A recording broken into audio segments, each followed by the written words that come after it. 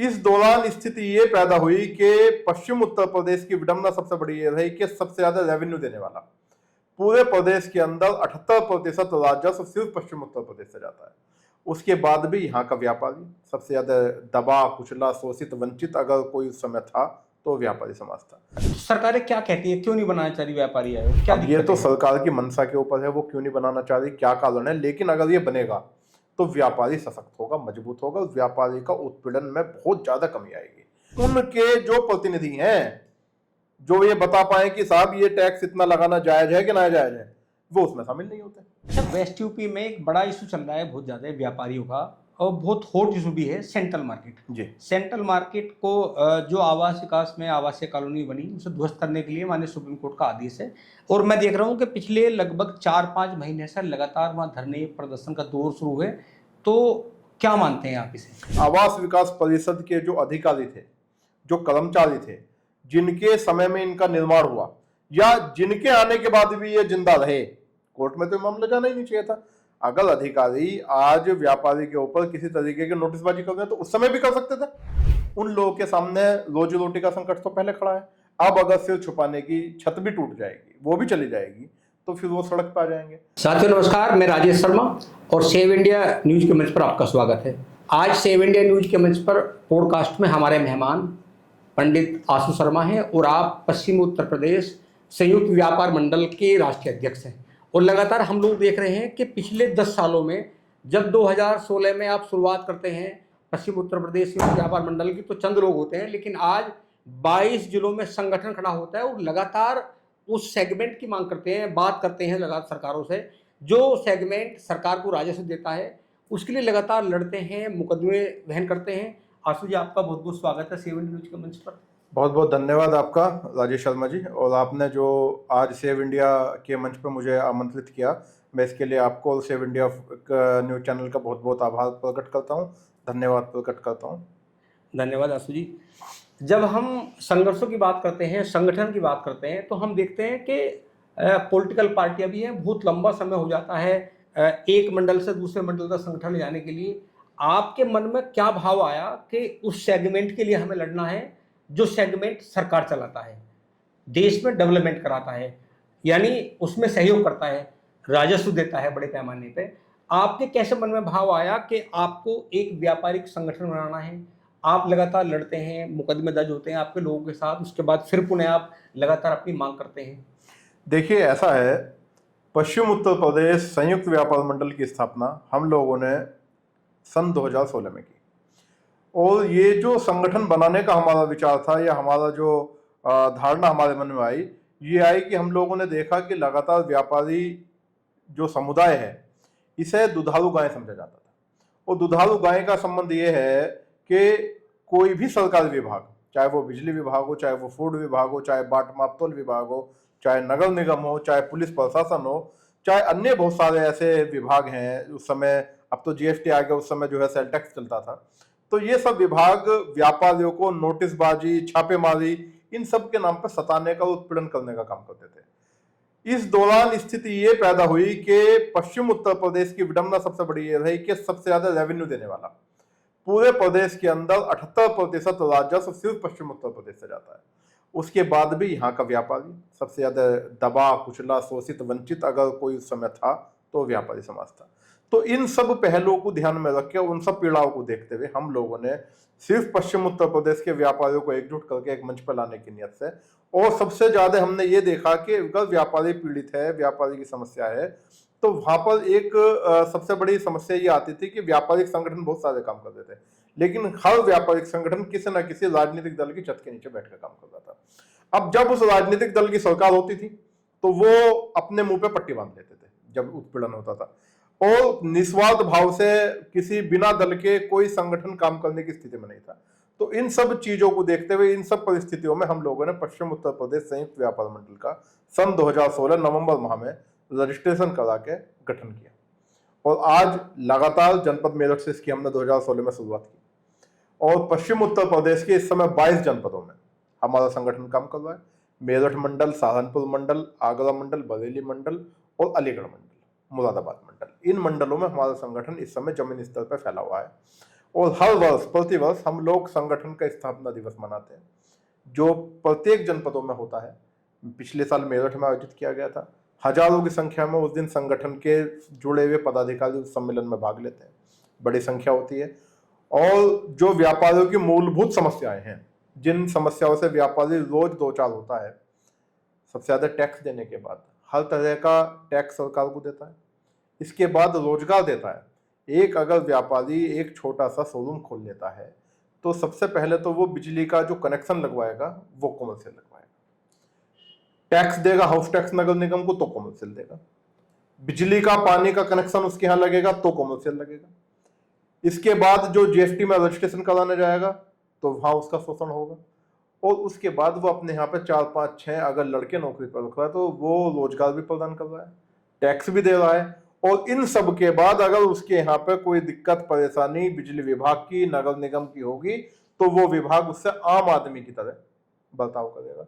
तो ये सब जो परेशानी है, इन सब परेशानियों में व्यापारी के साथ मजबूती से खड़ा होने के लिए हमारे संगठन की आवश्यकता थी, और इस नियत के साथ संगठन को हमने बनाया था। एक में लगातार जब आप प्रदर्शन कर रहे हो, अभी आपने कहा कि जो व्यापारिक संगठन है वो बरसात की तरह है, यानी जब गैर भाजपा सरकार होती है तो वो लगातार मूवमेंट चलाते हैं, और जब भाजपा की सरकार होती है तो फिर वो किसी मुद्दे पे, अभी हम देख रहे हैं सेंट्रल मार्केट का इतना बड़ा मामला होगा, व्यापार संघ के लोग सिर्फ फॉर्मेलिटी कर रहे हैं। मैं तो ये कहूँगा, एक आपकी, मैं लगातार जब आप प्रदर्शन करते हैं मैं सुनता हूँ अक्सर, एक आपकी बहुत महत्वपूर्ण मांग है कि उत्तर प्रदेश में व्यापारी आयोग बना जाए।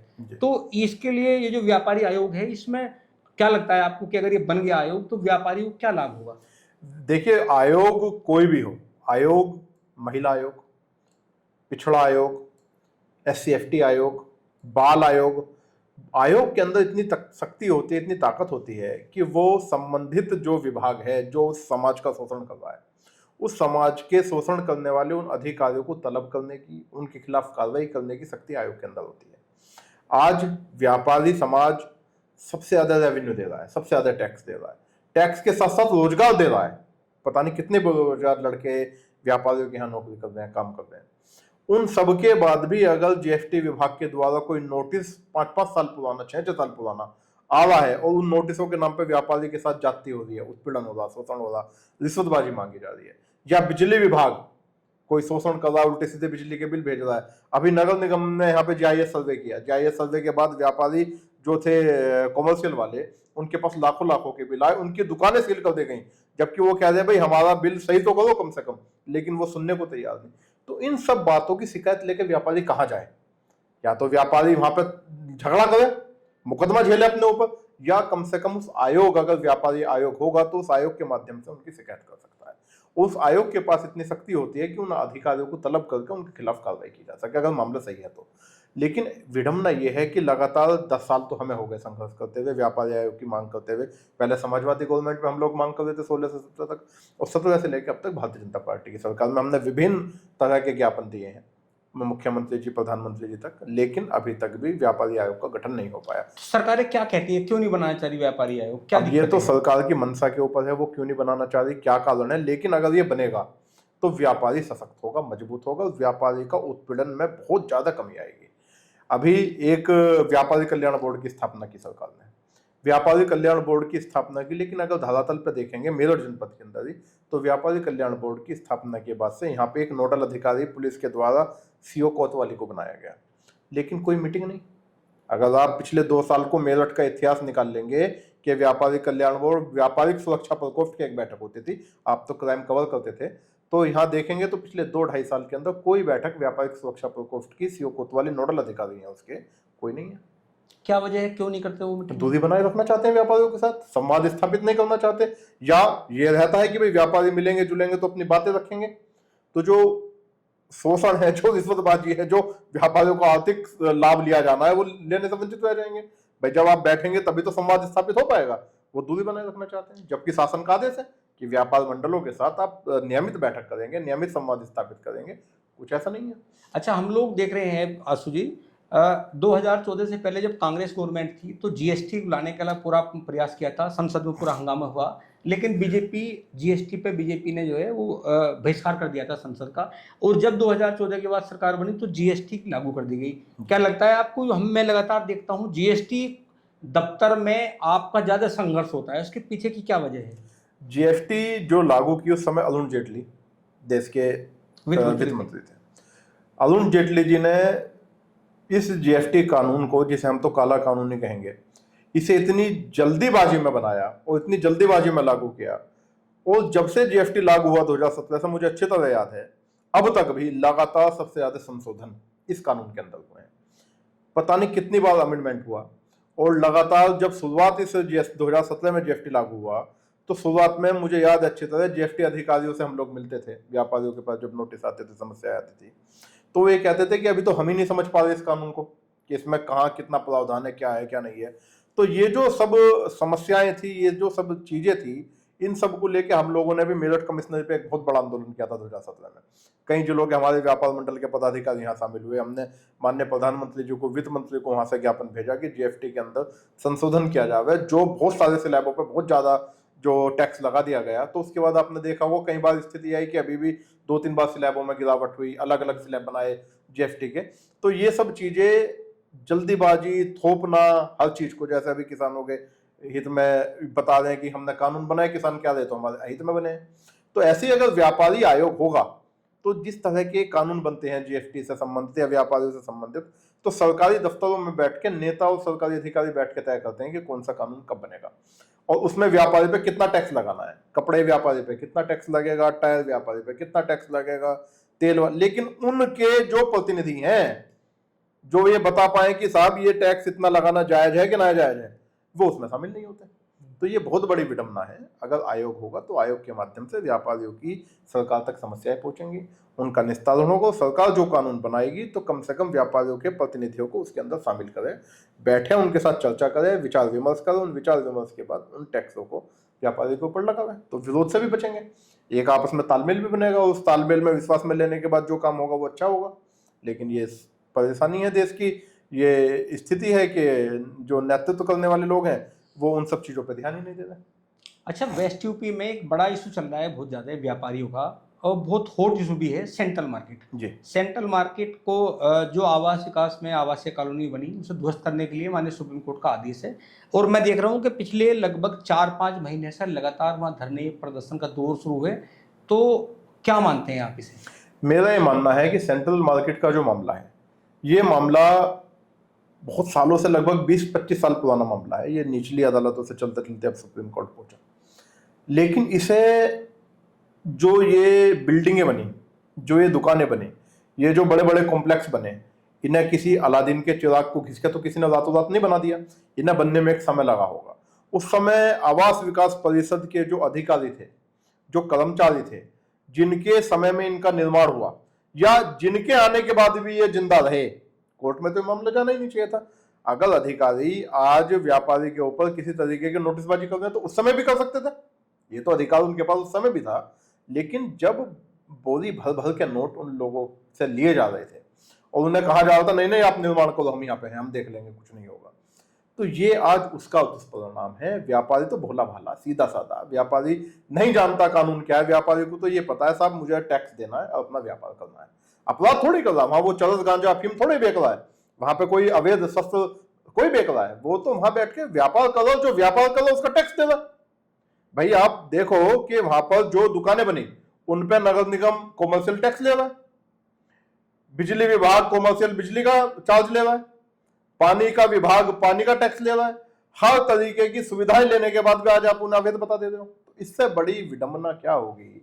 जो व्यापारी नोट भी दे रहा है, वोट भी दे रहा है, और आज उसको बेघर करने की स्थिति आ गई। पूरा बाजार खत्म हो गया। उनके बच्चे, उनके यहाँ नौकरी करने वाले लोगों के बच्चे, उनके भविष्य की जो स्थिति है, सरकार को कम से कम इस पर तो ध्यान देना चाहिए कि हम भी लगातार ज्ञापन के माध्यम से बात सरकार तक पहुंचा रहे हैं। अभी मैंने 22 जिलों में भी अपने लोगों से ज्ञापन दिलवाया कि पुनर्वास योजना तो हो, कम से कम इन्हें पुनर्स्थापित तो किया जा सके। कोई ऐसी आवास विकास परिषद तो योजना लाए जहां इन्हें कॉमर्शियल कॉम्प्लेक्स बना के दे दी जाए। अभी जब ये पहले अरुण गोविल जी वगैरह वहां लड्डू खिला के आए थे, दोनों व्यापार संघों के अध्यक्ष भी उसमें लड्डू खिलाने में शामिल थे, नवीन जी भी, अजय गुप्ता जी भी, अरुण गोविल जी भी थे, हरिकांत आलूवालिया जी भी थे, अमित अग्रवाल जी भी थे, तमाम लोग थे। अच्छी बात थी, हम लोग भी सोचते हैं कि भाई समस्या का समाधान हो गया। उन्होंने कहा हमने कमिश्नर से बात कर ली और हो जाएगा, बाजार खुल गया। लेकिन उसके बाद की जो परिस्थिति है, उस परिस्थिति में कोई सामने आने को तैयार नहीं। क्षेत्रीय विधायक मंत्री हैं, उनकी बड़ी जिम्मेदारी है, उन्हें वहां के लोगों ने सिर पर बिठाया, 2-2 बार विधायक बनाया, आज वो प्रदेश सरकार में मंत्री हैं, वो जाने को तैयार नहीं है। उनका पड़ोस में लगभग 500 मीटर की दूरी पर घर है। तो इससे बड़ी विडंबना क्या होगी कि हमें जिससे उम्मीद है और वो दूर भाग रहा है। अच्छा, एक सुप्रीम कोर्ट का मैंने जो आदेश था उसमें एक लाइन पढ़ी, उसमें ये लिखा था कि जो आवास विकास के अधिकारी हैं जिनके तैनाती के दौरान ये बिल्डिंग बन के खड़ी है, उनके खिलाफ भी कार्रवाई होगी। लेकिन एक एक्ट ऐसा है, उन्होंने वो डाइवर्ट कर दिया पुलिस की ओर। उनका मानना है कि जब कोई निर्माण होता है, हम नोटिस देते हैं तो पुलिस को एक एप्लीकेशन जाती है, पुलिस का काम है अवैध निर्माण को रोकना। तो क्या अब ये मामला जो आवास विकास के उन अफसरों के खिलाफ कार्रवाई होगी जिन्होंने रिश्वत लेके बिल्डिंग बनाई, अब ये क्या ये एक्ट ऐसे बदल जाएगा कि आवास विकास पुलिस तरफ थोप देगी, पुलिस आवास का थोप देगी, तो फिर कार्रवाई किसके खिलाफ होगी? अभी सुप्रीम कोर्ट ने जो आदेश किया उसमें आवास विकास परिषद के लगभग 35-40 अधिकारियों के खिलाफ थाना नौचंदी में मुकदमा दर्ज हुआ, उसमें कुछ व्यापारियों के खिलाफ भी हुआ। अभी हम लोग जनपद मेरठ के वरिष्ठ पुलिस अधीक्षक जी से भी मिले, हम लोगों ने मांग करी कि उन लोगों पर कम से कम गिरफ्तारी हो जिन लोगों के कार्यकाल में निर्माण हुआ, और सुप्रीम कोर्ट के आदेश पर उनके खिलाफ मुकदमा भी दर्ज है। तो वहाँ पता चला कि जिन धाराओं में मुकदमा दर्ज है उन धाराओं में तो गिरफ्तारी का नियम ही नहीं है। 6-6 महीने, साल भर की उनमें सजा है, और उन धाराओं में सिर्फ चार्जशीट दाखिल की जा सकती है। कुछ लोग शायद उसमें बुजुर्ग हो चुके, कुछ शायद ना मर गए हों, ये परिस्थिति है। लेकिन सुप्रीम कोर्ट को इसमें उन लोगों के खिलाफ सबसे ज़्यादा सख्त एक्शन लेने की आवश्यकता थी कि संबंधित अधिकारी जो सरकार से तनख्वाह ले रहा है, जिसकी सबसे ज़्यादा जिम्मेदारी है पुलिस के ऊपर, वो अगर इस बात को डाल दे रहे हैं तो ये तो गलत बात है। पुलिस तो उनकी सपोर्ट के लिए है, लॉ एंड ऑर्डर मेंटेन करने का काम पुलिस का है, लेकिन सीलिंग करना, नोटिस देना, ये सब काम तो आवास विकास परिषद के अधिकारियों का है। इस तरह से बंदरबाट करके ही तो इन लोगों ने वहां का बेड़ा गर्क कर दिया। और ये जो मुहिम है, मैं देख पा रहा हूं कि आने वाले समय में ये ऐसा ना हो कि ये इतनी तेजी से फैले जैसे कैंसर फैलता है। आवास विकास परिषद की मेरठ जनपद के अंदर माधोपुरम नाम की कॉलोनी है, आवास विकास परिषद के मंगल पांडे नगर, जागृति विहार, पांडव नगर, सभी में ऐसा हुआ है, और वो भी सब आवास विकास परिषद के लोगों के ही द्वारा और आवासीय में कॉमर्शियल बने हुए हैं। तो उन लोगों ने अपराध तो नहीं किया, जब वो बना रहे थे तब तुम उन्हें रोकते, समझाते, काउंसलिंग करते, ऐसा भी नहीं हुआ। तो आज ये जो ब्लैकमेलर टाइप के लोग हैं, जिन लोगों के द्वारा ये शिकायतें वहां पर हुई, आरटीआई डालने का काम करने वाले, या ये ब्लैकमेलर है बेसिकली, इनका काम क्या है कि जिससे पैसा ले लिया उसे तो दिया छोड़, और जो सही पड़ गया उसके खिलाफ ये लोग कार्रवाई कराने का काम करते हैं। ये सेंट्रल मार्केट जो शिकायत करता है लोकेश खुराना, ये सब इन लोगों की करामात उगाही करने का ही तो काम है इन लोगों का। नहीं तो आपको लगता नहीं कि जब आवास विकास परिषद ने कॉलोनी बनाई तो उनका एक्ट भी है, और चूंकि जब लैंड यूज हुआ तो ये लैंड यूज आवास क्या था, व्यापारी गलती नहीं है कि उन्होंने कॉमर्शियल एक्टिविटी क्यों की? हम ये मान रहे हैं कि व्यापारियों की गलती है, गलती का पश्चाताप भी तो उन लोगों ने कर लिया, लेकिन अब स्थिति ये आ रही कि जिनके मकान हैं उन्होंने दुकानें तो बंद कर दी। अब तो वहां परिस्थिति दूसरी है, वो दूसरी परिस्थिति है कि वो कह रहे हैं इसमें भी सेटबैक छोड़ो, आपने कमर्शियल तो बंद कर दिया है। और लगभग 42-43 भवन वो हैं जब आवास विकास परिषद ने उन्हें आवंटित किया, अलाउट किया, कब्जा दिया, पोजीशन दिया, उस समय उनमें सेटबैक ही नहीं था, उस समय ही सेटबैक नहीं था, तो वो अब कहां से सेटबैक देते हैं? 4-4 इंची की दीवारें हैं। आवास विकास परिषद ने जब वो क्वार्टर बनाए तो 10-10, 15-15 मकानों पे एक साथ लेंटर डाल दिया। अब अगर उन्हें वो तोड़ा जाएगा तो पूरी की पूरी तबाह हो जाएगा, बर्बाद हो जाएगा। 40-40, 42-42 मीटर के अल्प आय वर्ग के वो मकान है, क्वार्टर है, उन लोगों के सामने रोजी रोटी का संकट तो पहले खड़ा है। अब अगर सिर छुपाने की छत भी टूट जाएगी, वो भी चली जाएगी, तो फिर वो सड़क पर आ जाएंगे। तो ये जिम्मेदारी जनप्रतिनिधियों की है, क्षेत्रीय विधायक मंत्री की है, ये सरकार की है कि उन लोगों के लिए सख्त से सख्त तरीके से कोर्ट में पैरवी करी जाए। प्रदेश सरकार मजबूती से उनकी पैरवी करे। वे लोग आर्थिक रूप से भी कमजोर हैं, वो मजबूती से अपनी बात भी कोर्ट में नहीं रख पा रहे, महंगे महंगे वकील नहीं कर पा रहे। सरकार के पास वो सब सुविधाएं हैं, सरकार चाहे तो अपना सरकारी वकील, सॉलिसिटर जनरल उनके साथ भेज सकती है, उनकी बात को मजबूती के साथ सुप्रीम कोर्ट में रख सकती है, लेकिन वो सब चीजें अभी तक तो दिखाई नहीं दी। अच्छा आशु जी, जब हम संगठन की बात करते हैं, संगठन के लोगों की समस्याओं की बात करते हैं, तो हम देख रहे हैं कि जब एक प्रधान होता है, ग्राम पंचायत, जिला पंचायत सदस्य होता है, या विधायक भी होते हैं, तो लोग समस्या के लिए आते हैं, सब लोग ऊब जाते हैं। आप ये 22 जिलों में आपका संगठन है, आप कैसे इन सब की समस्या को समाधान करते हैं? कैसे, क्या तरीका है इन सब की? तरीका ये है कि हमने हर जिले के अंदर जिला अध्यक्ष नियुक्त कर रखा है, विधानसभाओं पर विधानसभा अध्यक्ष नियुक्त कर रखा है, महानगर पर महानगर अध्यक्ष नियुक्त कर रखा है। उनके द्वारा जो कमेटी बनाई जाती है नीचे तक, जिला अध्यक्ष के द्वारा जो, जैसे मेरठ जनपद में जो जिला अध्यक्ष हैं विजय ओबराय, 7 यहाँ विधानसभाएं हैं, 3 विधानसभा महानगर में आती हैं, 4 विधानसभा जिले में आती हैं। जिला अध्यक्ष उन 4 विधानसभाओं में जिला अध्यक्ष, उनके बाजार के अध्यक्ष, जो कस्बा है सतना, मवाना, भैंसुमा, किठौड़, रामराज, आपका जान्नी, सिवाल, सब जगह संगठन है। ऐसे ही महानगर अध्यक्ष है हमारे विजय राठी। तो उन्होंने महानगर की जो 3 विधानसभाएं, शहर, केंद्र, दक्षिण, और उनके बीच में जो आने वाले बाजार हैं, उनमें बाजारों की टीम, महानगर की टीम और विधानसभाओं की टीम, वो अपनी नीचे के बाजार क्या कोई समस्या होगी तो महानगर अध्यक्ष के नेतृत्व में उसका समाधान करने का काम करेंगे। अगर समाधान नहीं हो पाता और हम तक वो समस्या आती है तो हम लोग इकट्ठा होकर संबंधित अधिकारी से मिलते हैं, उन समस्याओं का समाधान कराने का काम करते हैं। और हमारा एक प्रयास ये रहता है कि हिंदू, मुस्लिम, सिख, ईसाई और ना कोई राजनीतिक दल, हमने एक नारा दिया कि कौम पार्टी कोई भी हो, पहले हम व्यापारी हैं। इस नारे को लेकर हम लोग चल रहे हैं कि कौम कोई भी हो, पार्टी कोई भी, हमें सिर्फ व्यापारी से मतलब है।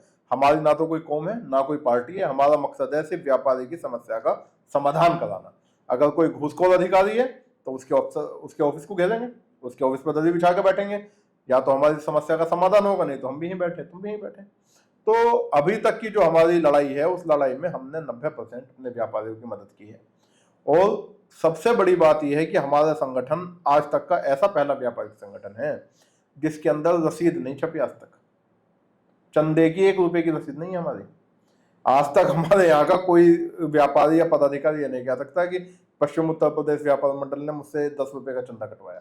तो बिना संगठन के, बिना चंदा लिए कैसे काम चलता है? इतना बड़ा सब संगठन ये होती है, ऊपर वाले का आशीर्वाद है और सब लोगों की संगठन के प्रति निष्ठा है, भावनाएं हैं।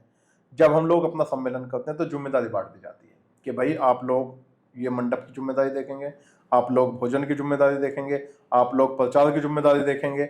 विभिन्न तरीके से हर जिले को, हर मंडल को, हर महानगर की इस तरह की जिम्मेदारी बांट दी जाती है। उस जिम्मेदारी के तहत सब लोग पूरी मजबूती के साथ अपने कर्तव्य का निर्वाह करते हैं और बहुत मजबूती के साथ पिछले 10 साल से ऊपर वाले के आशीर्वाद से हमारा संगठन आगे बढ़ रहा है लगातार। जब हम देखते हैं कभी सप्ताह में, कभी 15 दिन में, कभी 1 महीने, आपकी पूरी फौज झंडे बैनर लेकर आती है, अफसरों को घेरती है, खूब नारेबाजी करती है, तो आपको ऐसा नहीं लगता कि अधिकारी इरिटेट हो गया हो और आपको डर लगता है उनके गुस्से से कि बार-बार? डरने की कोई बात नहीं, हम लोग कभी किसी गलत की सिफारिश में नहीं आते। सबसे पहले मेरा पिछले 10 साल का एक रिकॉर्ड रहा है सब कि हम लोग कभी अपने संगठन के नाम पे हमने दाग नहीं लगने दिया, धब्बा नहीं लगने दिया। हमारा संगठन का कोई पदाधिकारी किसी दलाली में लिप्त नहीं, हमारे संगठन का कोई पदाधिकारी किसी के नाजायज चीजों में लिप्त नहीं। हम लोग सही बात करते हैं और जिसकी मांग को लेकर या समस्या को लेकर जाते हैं पहले जांच कर लेते हैं कि ये सही है, क्या जो बात हम कहने जा रहे हैं वो सही है, और अगर वो सही है तो फिर लड़ाई किसी भी स्तर की हो, कहीं भी कहना पड़े, किसी भी तरह से कहना पड़े, किसी लहजे में कहना पड़े, उस लहजे में कहा जाता है। और सही बात को मैंने देखा भी है कि अच्छे अधिकारी हैं, सुनते भी हैं। जो कुछ नालायक टाइप के अधिकारी हैं उनके ऊपर के अधिकारियों को कहा जाता है तो उनका भी इलाज कराते हैं नीचे वालों का भी। ये आपकी कुछ मांगे हैं, मैं आपसे जानना चाहूंगा मुख्य मांग कौन कौन सी है, जो कि 2027 में उत्तर प्रदेश में विधानसभा चुनाव भी है। तो ये मांग कैसे मानी जाए? क्या उसके लिए कोई स्टडी तैयार की है, मतलब कोई ऐसी रणनीति तैयार की हो कि चुनाव से पहले सरकार पर प्रेशर बनाया जाए कि जैसे व्यापारिक आयोग है और कई सारे, मैं देख रहा हूँ आपके प्रोस्पेक्टर में बहुत सारी मांग पत्र है, तो ये कौन कौन से मांग पत्र हैं और क्या एक आप रणनीति बना रहे हो कि 27 से पहले सरकार ये आपकी मांग को मान ले? सबसे बड़ी मांग हमारी है उत्तर प्रदेश में व्यापारी आयोग की। व्यापारी आयोग की मांग अगर पूरी होती है तो उसमें लगभग सारी मांगे पूरी हो जाएंगी, व्यापारियों को उत्पीड़न होने से बचेगा। दूसरी हमारी मांग है कि पश्चिम उत्तर प्रदेश के अंदर हाईकोर्ट की एक बेहद आवश्यकता है। वो भी हम लगातार बार एसोसिएशन का जब भी सम्मेलन होता है, बार एसोसिएशन का जब भी कोई आंदोलन होता है, हमारा संगठन बढ़ चढ़ कर उसमें हिस्सा लेता है। क्योंकि आज व्यापारी बहुत सारी अपने पर्सनल या व्यापारिक समस्याओं को लेकर जब हाईकोर्ट जाता है तो 700-750 किलोमीटर का सफर करता है, पाकिस्तान की हाईकोर्ट पास पड़ जाती है, वहां जाता है, वहां जाने के बाद उसका शोषण आर्थिक रूप से होता है, आने जाने का सफर अलग, इधर 3 दिन का व्यापार खत्म हो गया, तो तब भी न्याय नहीं मिल पा रहा। सस्ता और सुलभ न्याय की जो बात है वो नहीं मिल पा रहा, तो हाई कोर्ट बेंच की हम लोगों की मांग है। तीसरी हम लोगों की मांग है कि जैसे महिला हेल्प डेस्क हर थाने में बना दी, अभी प्रदेश सरकार ने हर थाने में एक महिला हेल्प डेस्क बना दी, उसके अंदर महिला, एक सब इंस्पेक्टर महिलाओं की समस्या सुनती है। ऐसे ही व्यापारी जब सबसे ज्यादा टैक्स दे रहा है, व्यापारी हर तरह की सुविधाएं सरकार को दे रहा है, अगर व्यापारी के साथ कोई चीटिंग हो रही है, कोई फ्रॉड हो रहा है, कोई आके दुकान पर कोई बदतमीजी कर रहा है, तो हर थाने के अंदर, हमने डीजीपी साहब को भी अभी हम मिले थे, डीजीपी साहब को भी हमने एक मेमोरेंडम दिया कि हर थाने के अंदर व्यापारी हेल्प डेस्क बनाई जाए, जिसके अंदर एक सब इंस्पेक्टर सिर्फ और सिर्फ व्यापारियों की समस्याओं के समाधान के लिए बैठा रहे। व्यापारी जाए तो उसके माध्यम से अपने, अब आज बहुत बड़ी संख्या में आप देख रहे होंगे कि साइबर फ्रॉड चल रहा है। व्यापारी के पास पैसा ऑनलाइन डालने के लिए कोई आया, पेमेंट डाली, पता चला पीछे से उसका खाता फ्रीज हो गया व्यापारी का। व्यापारी धक्के खा रहा है, साइबर थाने में जा रहा है, क्राइम ब्रांच के लोगों से मिल रहा है, अपना व्यापार छोड़ के, तो कम से कम हेल्प डेस्क रहेगी थाने के अंदर, तो वहां से व्यापारी की समस्या का समाधान होता जाएगा। तीसरी हम लोगों की मांग है कि जो स्थिति है व्यापारियों की, जिस स्थिति पे जब से जीएसटी लगी, नोटबंदी हुई, तो और कोरोना आया, इन सब के बाद सबसे ज्यादा अगर कोई पीड़ित हुआ तो व्यापारी हुआ। व्यापारियों को जिस तरह से सरकार किसानों का लोन माफ करती है, किसानों का कर्जा माफ करती है, इस तरह से व्यापारियों का भी 5 लाख रुपए तक का जो सरकारी योजनाओं से लिया गया कर्जा, छोटे व्यापारियों की बात कर लो, उनको भी कम से कम रियायत देने का काम करें, और सब्सिडी के आधार पर उन्हें 5 लाख रुपए तक का लोन भी प्रोवाइड करावे, ताकि वो एमएसएमई के तहत अपने व्यापार को बढ़ा सके, अपनी चीजों को आगे बढ़ा सके, और अपने बच्चों का लालन पोषण कर सके, और सरकार को भी जो टैक्स है वो टैक्स भी दे सके। इस तरह से हम लोग की एक चौथी मांग है, हम लोग लगातार मांग कर रहे हैं, बुनकर हैं यहाँ मेरठ, बहुत बड़ी संख्या में बुनकर व्यापारी हैं। बुनकरों को फ्लैट रेट पे बिजली मिलती थी पहले, अब वहां मीटर लगा दिए, और मीटर भी अब स्मार्ट लगा दिए। वो बड़ी संख्या में अपना व्यापार बंद कर करके यहाँ से पलायन कर रहे हैं प्रदेश से, वो जा रहे हैं गुजरात, कोई जा रहा है बॉम्बे। तो उन लोगों को पुनः स्थापित करने के लिए फ्लैट रेट पे ही बिजली की व्यवस्था की जाए, ताकि वो बुनकर व्यापारी अपने कारोबार को दोबारा से चला सकें। यहाँ हजारों की संख्या में है मेरठ के अंदर बुनकर व्यापारी। तो इस तरह की कई मांग हम लोग सरकार से करते चले आ रहे हैं, और हमारी ये लगातार प्रयास है, ये लगातार चीजें हैं। अब 27 का चुनाव भी आने वाला है, तो हम लोग प्रयास में है। और एक सबसे बड़ी समस्या है कि ऑनलाइन व्यापार की सबसे ज्यादा मार आज के समय में व्यापारी पे पड़ रही है। जो खुदरा व्यापारी है, जो बाजारों में शोरूम खोले बैठा है, दुकान खोले बैठा है, अमेजोन, फ्लिपकार्ट, मीशो जैसी बड़ी बड़ी जो वेबसाइट्स हैं या ऑनलाइन एप्स हैं, इनके माध्यम से लोग खरीदारी कर रहे हैं। सरकार उन पर टैक्स नहीं बढ़ा रही, जो व्यापारी नीचे दुकान खोले बैठा है उस तक ग्राहक नहीं पहुंच रहा। तो ऑनलाइन जो कारोबार है, बड़ी बड़ी मल्टीनेशनल कंपनियों के द्वारा जो किया जा रहा है, उन पे या तो टैक्स बढ़ाया जाए या बैन लगे, ताकि जो निचला व्यापारी है, जो खुदरा व्यापारी, जो बाजारों में अपना व्यापार कर रहा है, वो उसे अपने आप को जीवित रख सके। नहीं तो बड़ी संख्या स्थिति है कि किराया नहीं निकल रहा, जो लोग किराए पर दुकानें कर रहे हैं उनका किराया नहीं निकल रहा, लेबर की तनख्वाहें नहीं निकल रही, बस जीवन यापन के लिए चल रहा है कि भी चलो व्यापार कर रहे हैं। तो इस तरह की चीजों पर सरकार रोक लगावे, बैन लगावे। इन सब को लेकर हमारा प्रयास है कि अभी हम मेरठ कमिश्नरी पे एक बड़ा सम्मेलन करने जा रहे हैं व्यापार मंडल के बैनर तले, जिसमें मेरठ और सहारनपुर मंडल के हमारे हजारों की संख्या में संगठन के लोग इकट्ठा होंगे, और वहां से हम लोग कमिश्नर के माध्यम से प्रधानमंत्री और मुख्यमंत्री तक अपना ज्ञापन देंगे कि जो ये हमारी मांग है, अगर इनका आप समाधान नहीं करते तो फिर 27 की रणनीति हम दूसरी तरह से तैयार करेंगे। और अगर आवश्यकता पड़ेगी तो हम अपने व्यापारिक प्रतिनिधियों को भी 27 का चुनाव लड़वाने का काम करेंगे, जो व्यापारियों की बात को मजबूती से विधानसभा में उठा सके। ये हमारी रणनीति। एक सवाल आपसे, इतना बड़ा संगठन चला रहे हो, 22 जिलों में आपका संगठन है, लगातार आप काम भी करते हो, तो दिनचर्या क्या होती है आपकी? दिनचर्या ये होती है कि सुबह 6:30 बजे बिस्तर से उठ जाते हैं, और जो भी नित्य कर्म है वो करके लगभग 8 साढ़े 8 बजे मैं घर से निकल जाता हूँ। और घर से निकलने के बाद अपनी फैक्ट्री पे जाता हूँ थोड़ी देर के लिए। उसके बाद शहर में व्यापारियों के साथ जहाँ कहीं कोई बात है, जहाँ कोई समस्या है, उन सब के बीच में उठना बैठना होता है। अपने ऑफिस पे सदर में जो हमारा संगठन का कार्यालय है, वहाँ बैठते हैं। वहाँ जो व्यापारी अपनी समस्याएं लेके आते हैं, अधिकारी से फ़ोन के माध्यम से उनका समाधान कराते हैं। और जहाँ कहीं चलने की भी आवश्यकता होती है तो वो चलते हैं। रात को 10, 11, 12 भी बज जाते हैं कई बार। कहीं कोई शादी है, कहीं कोई फंक्शन है, उन सब में होते हुए 10, 11, 12 बजे तक घर पहुँचते हैं। फिर वही अपना सोना, सुबह फिर उठना, फिर इस तरह से हम लोग प्रयास कर रहे हैं। कहीं किसी अन्य जिले में कोई कार्यक्रम है तो फिर उस तरह से निकलते हैं कि भाई सुबह निकले, शाम तक अपने उन लोगों से मिले, वहाँ कोई सम्मेलन है, वहाँ कोई बैठक है, तो वो सब करके फिर अपने जो है वापिस जनपद में रहता है मामला। आज आशु जी आप आए, आपको बहुत बहुत धन्यवाद, बहुत बहुत धन्यवाद आपका भी। तो साथियों, आशु जी के बारे में ये बात कहना चाहूँगा कि 16 साल पहले आप एक सामान्य परिवार में रहते थे, सामान्य काम करते थे, लेकिन लगा इन्हें कि हमें आगे बढ़ना है और बहुत सारे लोगों से प्रेरणा ली, और आज के दौर में ऐसे बहुत सारे नौजवान हैं जो आशु शर्मा से प्रेरणा ले रहे हैं, ये आगे बढ़ रहे हैं। और चूंकि 22 संगठनों में हजारों, जब 22 जिलों में संगठन हैं, हजारों व्यापारी हैं, सबकी अलग अलग समस्या हैं, सबको सुनना भी है, किसको इग्नोर नहीं करना। और एक ऐसे मुकाम पर इस समय है कि बहुत सारे पॉलिटिकल लोग अब आपके साथ बैठने का अपने आप को बहुत वो मानते हैं कि भाई हम लोग साथ बैठे हैं, तो वो गर्वान्वित अपने आप को महसूस करते हैं। और 22 जिलों में क्या, जब संगठन की बात होती है तो संगठन बनना इतना आसान नहीं होता। लगातार आप संघर्ष करते हैं, अपने तमाम साथियों को साथ रखते हैं। तो ये कहानी भी है आशु जी की, पंडित आशु जी की, कि आज से 2 दशक पहले और स्थिति उस समय चूँकि बहुत संघर्ष का दौर था, आपने बहुत संघर्ष किया, संघर्ष करते करते संगठन खड़ा किया, अपना कारोबार भी खड़ा किया। एक ये प्रेरणा भी है युवाओं के लिए। तो आज हमारे बीच आए, और सबसे बड़ी बात है कि उस सेगमेंट की लड़ाई लड़ रहे हैं जो सेगमेंट प्रदेश में, देश में जो डेवलपमेंट होता है उसमें सबसे ज़्यादा सहायक सिद्ध होता है। चाहे राजस्व का मामला हो, और राजस्व चाहे जितने भी डिपार्टमेंट हैं, हम लोग लगातार देखते हैं कि जब व्यापारी कोई प्रतिष्ठान बनाता है तो तमाम जो सरकारी डिपार्टमेंट है, चाहे पावर कारपोरेशन हो, चाहे जीएसटी हो, चाहे इनकम टैक्स हो, एवं जितने भी ऐसे व्यापारी, ऐसे सरकारी विभाग हैं जहाँ से व्यापार मिलता है, तो ये एक ऐसे व्यापार जो संगठन है, जो व्यापारी हैं, उनकी लड़ाई भी लड़ रहे हैं सरकार से। एक व्यापारी आयोग की बात कर रहे हैं, और इन्होंने ऐलान भी किया है कि 2027 में विधानसभा का चुनाव है।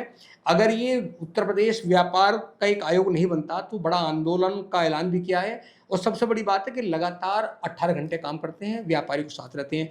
तो हाँ, चूँकि आप भी प्रेरणा ले सकते हैं, आप जुड़े रहिए हमारे साथ में। आप कमेंट बॉक्स में जरूर लिखें जो आशु जी ने अपनी कहानी बताई, जो लगातार संघर्ष करते हैं। हम लोग आपके साथ बने रहेंगे। नमस्कार।